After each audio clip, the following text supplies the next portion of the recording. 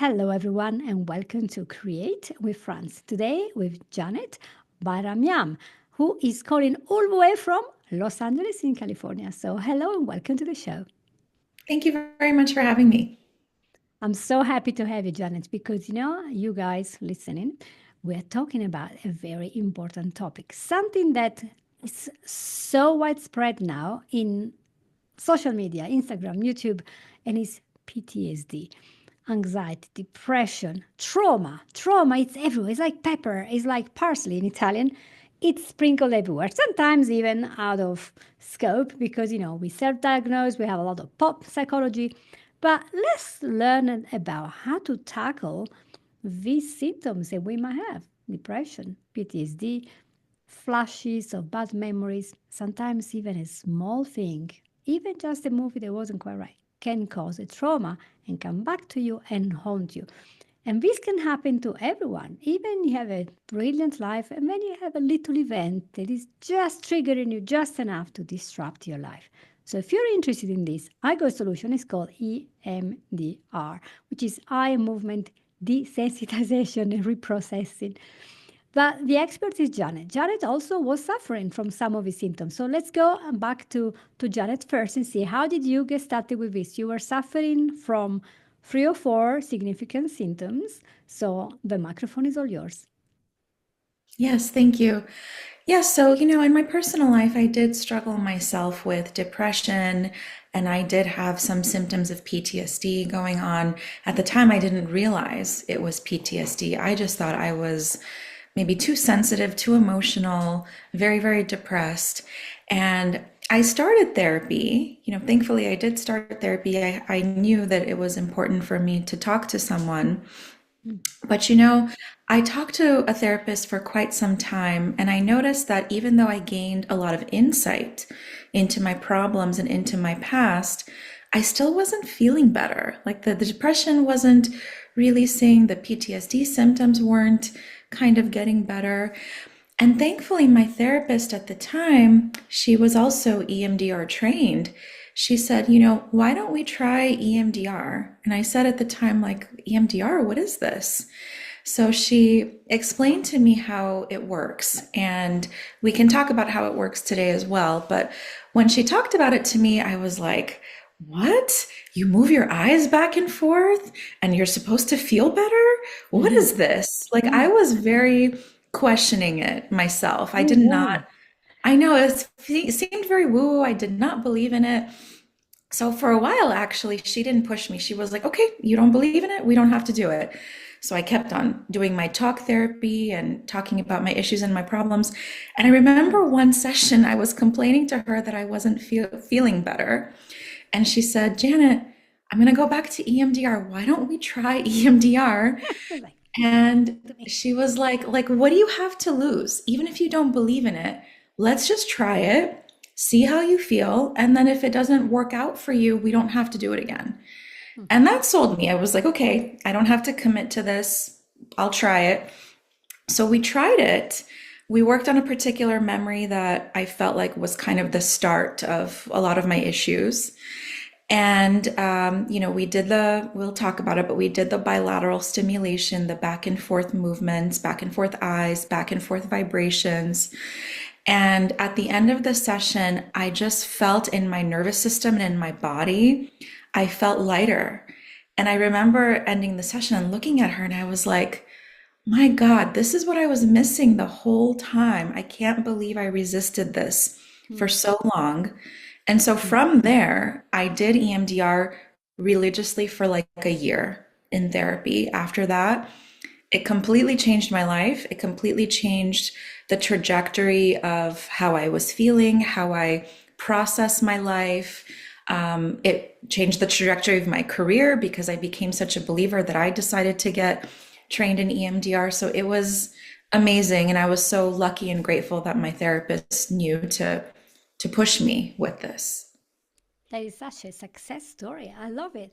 And I have lots of people that tell me, well, I'm not really sure about this woo woo therapies that you guys come out with. And I'm like, it's not woo woo, it's really based on neuroscience and it's just incredible. In fact, I remember some 5 or 6 years ago, my little daughter, she had watched a children movie, and after that movie, she started to have really weird dreams. They were haunting her. It was like a children, like, I don't know, Watership Down, just simple. But she was affected. She was probably 9 or 10. And after a while, I didn't want to hypnotize her. I said, well, I don't want to reenact all the scene. Maybe there's something a little bit faster. And so I went to my friend, and who is a hypnotherapist, but she said, yeah, let's do EMDR. And literally, she had one session. That was it. All the bad dreams went, and she forgot all about it. And I thought, there is something into this. We have to research. In fact, I almost trained in that, and then I was busy with life and getting Yeah. qualification after qualification, as I do all the time. So I thought, I don't need it myself, so it's all right. But I see people that do that. They go and have talk therapy, and for months and years, they see, yeah, now I understand exactly what happened in my marriage, or when I had a surgery that went wrong, when I had an accident. I understand it, but I feel just as bad as before. And Yeah. so, what's going on? And sometimes they need EMDR just to get these surface memories to go back to where they belong, to the very distant past, and to become neutral. Why is it important for you that they become neutral to you? Well, because as therapists, and I think most different types of practitioners, we don't have the power to erase the memory. If we did, I'm sure that would be amazing for people, but we don't. And so the reality of what we're trying to get clients to achieve in their process is when they think of the memory, there's no more pain, there's no more activation, there's no more flashbacks, there's no more hypervigilant feelings, there's no more fear, there's no more anger, there's no more anxiety. That's really the goal. So if a client can come to a place of neutrality, like, yeah, I think about the memory, I don't really feel much about it. It doesn't mean that I'm happy about the memory. It doesn't mean that I'm happy this happened to me, Mm, but I feel okay when I think about it. It doesn't affect me. And when clients come to that place, they are actually so much more grounded and so much more empowered and can move forward in such a deeper and healthier way in their lives. that is true. And so this process helps to reprocess these memories that to us are distressing. Do you want to explain, for those who have no idea, how does this work? Yes. So there's a little giveaway in the title, eye movement. So essentially, how it works is we have the individual first decide what memory they want to work on. It can be a memory that happened yesterday, or it can be a memory that happened in young childhood. It doesn't matter when it was. And so you think about the memory, but the most important thing that I would say is I ask my clients to think about the worst part of the memory, because I might have an opinion of what the worst part was, but only the person themselves knows exactly what the worst part of it was for them. So you think of the worst part of the memory, whether that's an image, whether that's a smell that you can think of. Mm, And then what you're meant to do is you're meant to have your eyes move back and forth on a horizontal axis. The reason why we do that is because what the research has found is that the eye moves back and forth in our deep state. For example, when we're in a deep sleep, in REM sleep. When that happens, it's sort of the brain's way to declutter, clean things up, to reprocess certain things, and to kind of move into a deeper place in your brain. We are kind of mimicking that process that happens in our deep sleep. When that happens, what clients tell me is, oh my gosh, I did not realize that another memory was popping up, that it's related. Or they might say, that a belief is coming up, like I feel so much shame right now, or I feel unlovable right now, that they had no idea that they were carrying inside of themselves, inside their body. So all of these things I'm saying is coming forward in the session. And the idea is we remove that, we reprocess that so that the client can come to a place of feeling grounded, place of neutrality, and can also hopefully make meaning from the experience. Maybe it takes one session, sometimes depending on the client, depending on the memory, it can take several sessions, which is okay. There's no right or wrong. And that's in a nutshell how the process works. Right. Doesn't seem to be too complicated. So you can do that via video or you can do that in person. It can be done both ways, especially during the pandemic. For example, we were all doing it virtually, some of us for the first time, actually. So it can work both ways. I think it just depends on the client's preference. That's nice. So in the US, is this something that will be covered by medical insurance? A lot of insurances, yes, do cover it. And in fact, a lot of therapists that take insurance will share with the insurance and share in their bio. We offer EMDR therapy. So it's amazing that it can be covered. Very nice. So I'm because now I'm in the US, everything is pay, pay. So I'm like, let's put things ahead and say, all right, is this free or you pay or co-pay? It's all complicated, isn't it?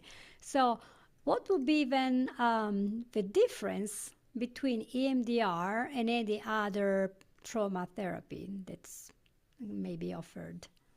Yeah, well, there's a lot of different trauma therapies. EMDR, there's something called brain spotting, there's different somatic therapy, sensory motor. So every type of therapy has their own model. For example, trauma-focused cognitive behavioral therapy combines cognitive behavioral therapy, so working with your thoughts, with the traumatic event, as an example. With brain spotting, it's a little bit similar to EMDR, but it has kind of a different process. You're focusing on what we call a brain spot to process the traumatic memory.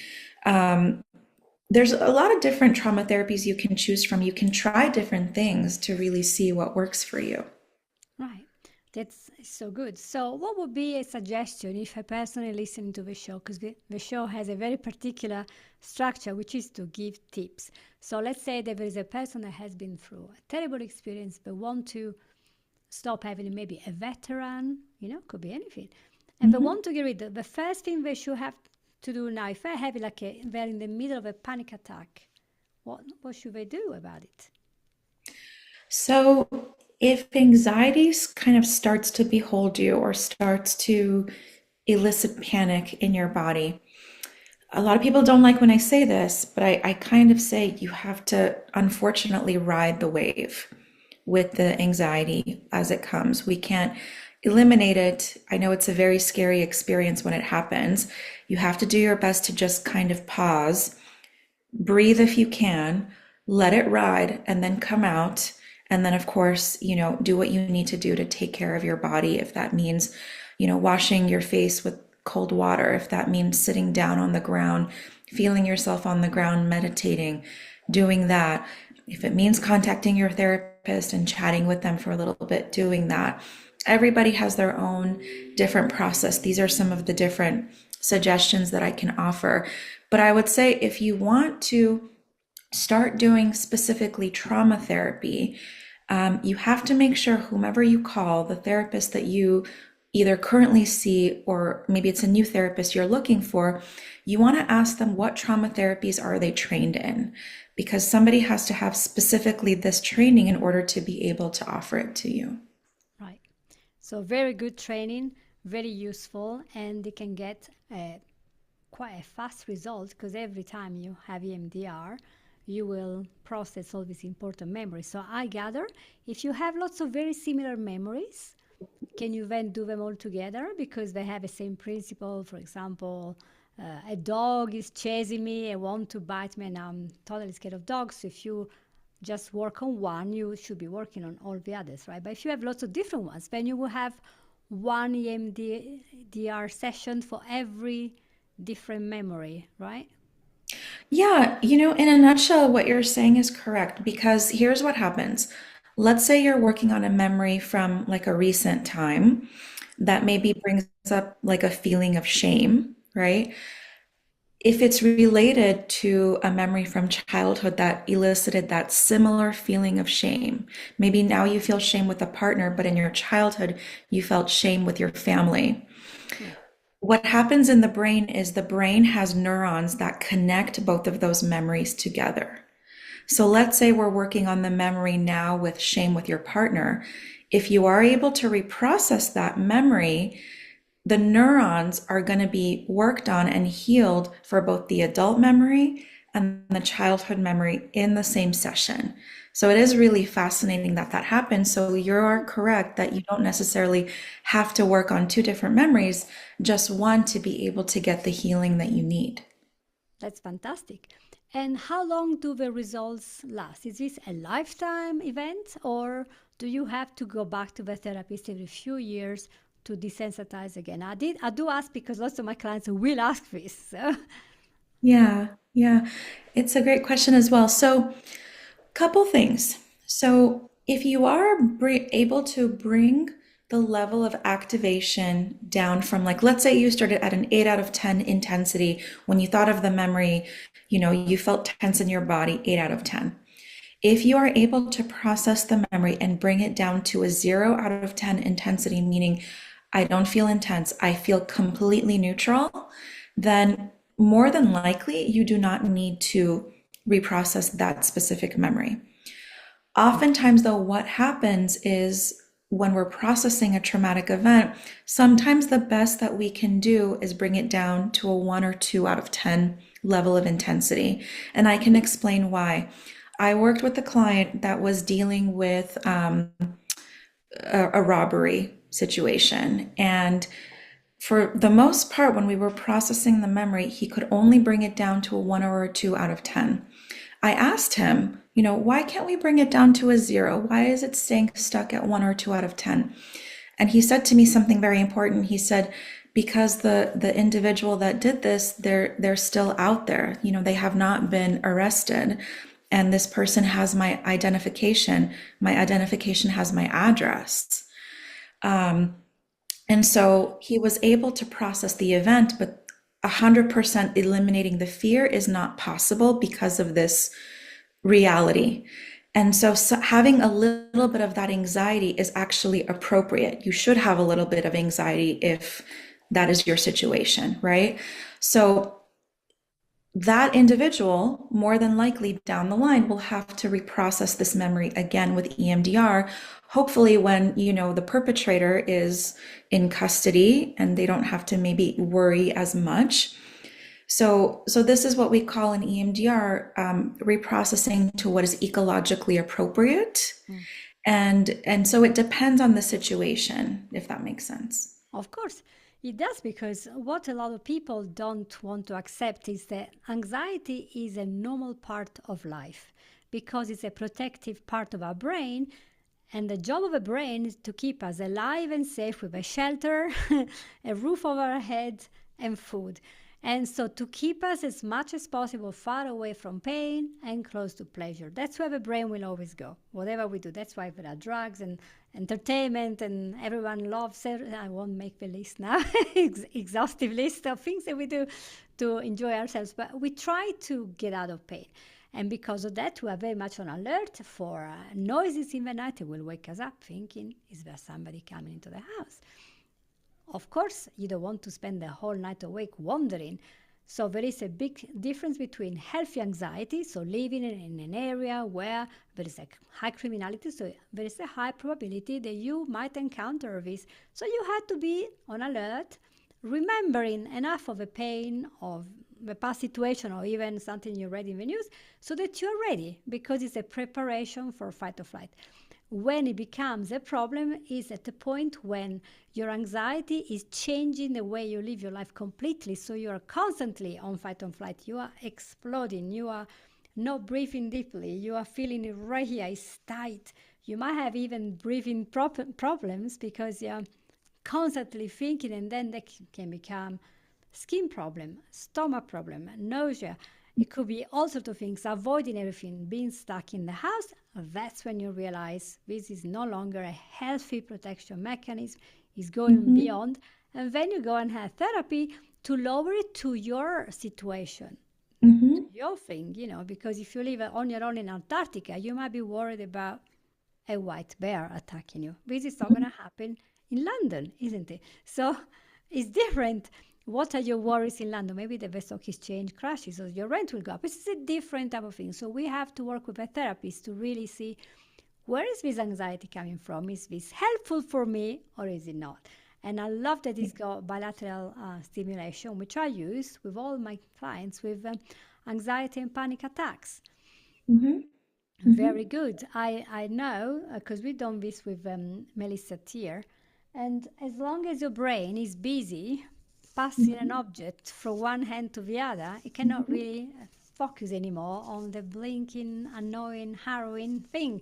So it's busy looking at that and it's passing there. And it's kind of, oh no, just very worried that this will fall on the floor. So you're holding this object and you just start stimulating your brain. And then I start saying, what's the color of your eyes? Oh, what's the color on the wall? Can you touch something? Now you're doing 1,000 things. The brain cannot focus on that anymore, on the big anxiety thing, and therefore I almost crushed this and creating another attack. And therefore the brain is distracted, and after a few seconds it starts lowering the fight or flight. And that's partly how EMDR works. It helps you to see this big thing you're focusing on is looking bigger because you're focusing on that. And I always say, this is like having binocular or a microscope. Once you take off a magnifying lens from this event, from this emotion, and you start looking at other things, you realize that this event or emotion become smaller and smaller and smaller. So they are significant. And in hypnosis, in NLP with Mike Mandel, we've done that. We picked up the event, we put it in a little TV screen, we made it black and white. We made it 1920s with all the dots. We made it so it was very confused. Then we made it smaller and smaller. Then we picked it up and we threw it on the wall and it's right there. So it doesn't bother us anymore. Yeah. So there are so many ways of telling the brain not to focus on this. And there are ways to really destroy our life. We keep thinking about it. Keep thinking about it. You know, it's consuming, and in the end of the day, you know, end of the year, new year coming, we want all these new goals and new life. And one of the big things is to get all these memories back to where they belong, in the past.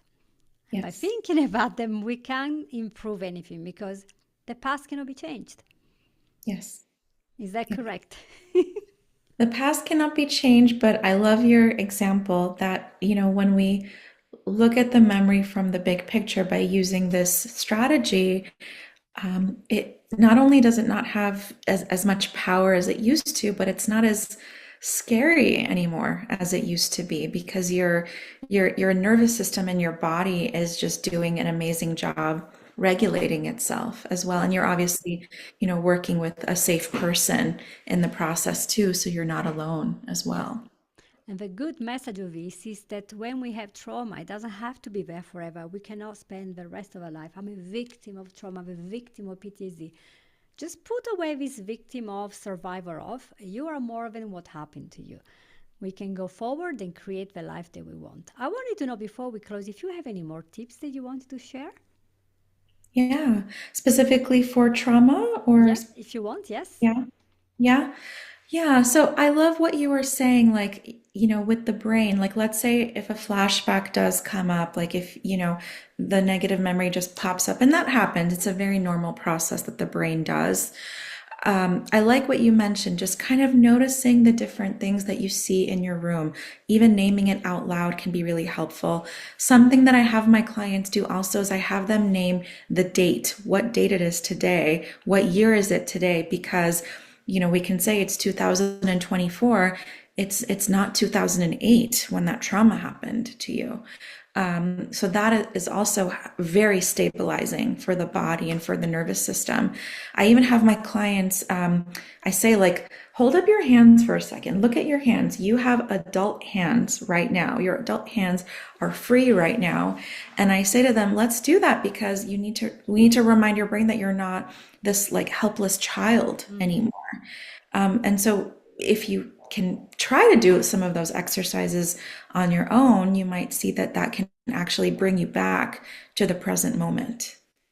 Yes, and that's a great suggestion. It's just bringing back the brain to reality and to the present instead of living in the past. I mean, that's not really useful to keep walking backwards, because you're going to stumble, you're going to fall, you're going to feel the same emotion. every time we go back to those emotions, we keep talking about them, we make them bigger and bigger, to the point that we actually change a memory. When you look at your journal, you read stories of things that happened 20 years ago, when you go, oh, I've forgotten about this story. I remember it totally differently. Hmm. Hmm. You know, why am I making such a fuss of this? Actually, it wasn't that bad as I thought. Sometimes, Yeah. obviously, if it was rape and abuse, guys, I'm not giving any suggestion to minimize. However, we Yeah. sometimes have these atrociously bad memories. So, Yes. Yes. and as a child, and lots of these traumas come from children, we make all these assumptions. I remember one of my clients years ago say, my mom goes out every day for work. I'm 4 years old. I'm alone in the house. I'm crying, and she's not coming because she doesn't love me. Of course, when he was adult, he realized, wow, my mom was a single mom. She worked 3 jobs to have food on the table for me. I am so thankful for her.